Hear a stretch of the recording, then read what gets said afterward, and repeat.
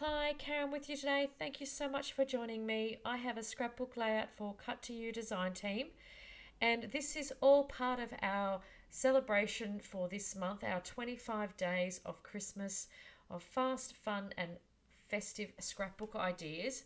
And I hope you've had an opportunity to hop onto the Cut to You blog to follow along with us this month. We had so much fun putting together our inspiration this month for everybody, and we've got some special guests as well this month, so it's super exciting for us all.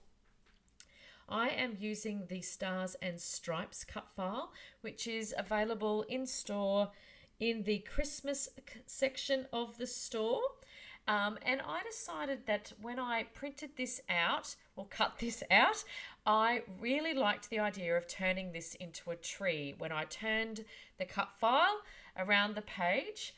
And initially, I thought I would have a mixed media background because I wanted to leave some of those stars open. But you would have seen there that it just didn't look right across the page. I'd used really pastel colours and it just didn't feel right. So I got some more of the collection that I'm using here today, which is the Cocoa Vanilla Merry and Bright Christmas collection that was from last year. And I love that green patterned paper. So I thought that would be a perfect background for this cut file. So I took away my mixed media and I will use that on another layout in the future. I've also put a border around this one as well, just to give it that extra little bit of grounding around the page. And it also allowed for me to give a little bit more definition around the page as well. It's not a very thick border, but I just liked the idea of having that green and that reddish tone around the page as well. So in terms of my cut file, cut it quite large so it was going to fit across most of the page, and to keep some of the green to come out as if it's part of the tree, I decided to only back randomly around the cut file itself. So in other words, not every star is has patterned paper backed behind it. I also knew I was going to cover quite a bit of it up as well because I wanted to use two photos for this layout, which is another thing I don't often do, but I loved these two photos of Jacob. These are his first Christmas, so he was 6 months old, and this was him and surrounded by presents he got that Christmas morning. So it was such a lovely day. I still remember that. Isn't that crazy? It was so long ago. We were in Sydney celebrating with family, and he got an opportunity he had two Christmases that year. Not that he would have known any different. But yeah, so lots of little toys surrounding him as well.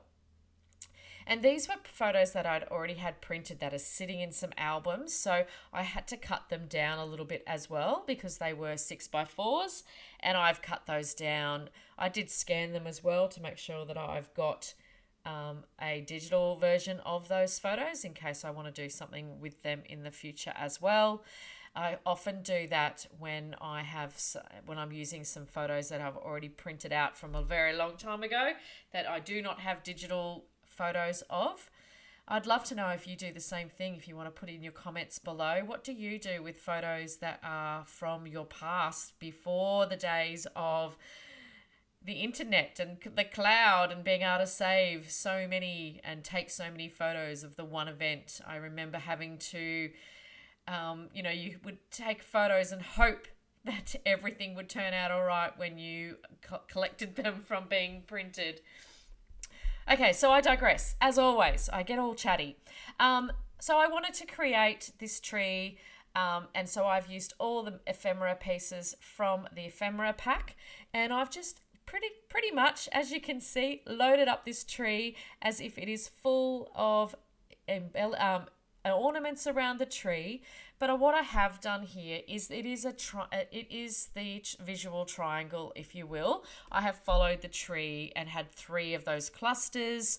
Now, one of the things that I like to do when I put my clusters together, and sometimes it's a way to work out whether you've sort of got that tone right or it's sitting right. I try to have similar colors, or each cluster has some similarity. So what I mean by that is the left-hand cluster there has that bigger flower, those leaves, and the same color tones. And each cluster, I then ensure that I have the same colors or tones within those clusters. And even though it's quite a busy layout, it still gives that impression that it's cohesive around the page. So I'm hoping that makes sense. I do try to do that with most of my clusters. I either join my clusters up in some way so they're touching one another, or I make sure that my clusters have something that's representative. Now, it doesn't need to be the same thing, so it's not necessarily a flower that's the same, but it's the color that I more think.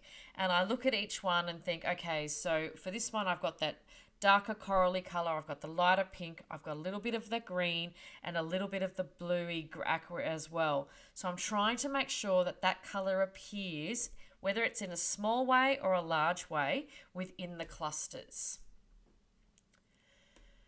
So to also make sure this looked more like a tree, I added in cut down one of the pocket cards that came from the collection, and turned that into the bottom branch of the tree, and I added that sticker there just with the 25th. And because I made sure I'd put leaves around each cluster as well, I felt that that little mini cluster at the bottom needed that holly leaf as well. I also put on that beautiful puffy gold star at the very top, so it gives a little bit of brightness to the page. And although I didn't go mixed media on this one, I can't go past a splattering of some gold ink as well, and I'm pretty sure that was the Dina Wakley gold, and that gave a real lovely shine to the page. And that is my layout all done. So I've got some close-ups for you, and I will make sure I leave the links to the store and to the blog for you to go and visit. I'd love it if you visited and join in if you can this month. You will also have an opportunity, if you look at the blog as well, there is also an opportunity to get an 80% discount on the cut files that the design team have used this month. So it's a great time to hop on over and get a discount as well. So as always, thank you so much for joining me. I hope you have a wonderful festive season. This is my last layout for the month. So I really do appreciate you all as every time. And sorry, I'm rambling as always. Have a wonderful Christmas and festive season, and I will see you in the new year. Bye for now.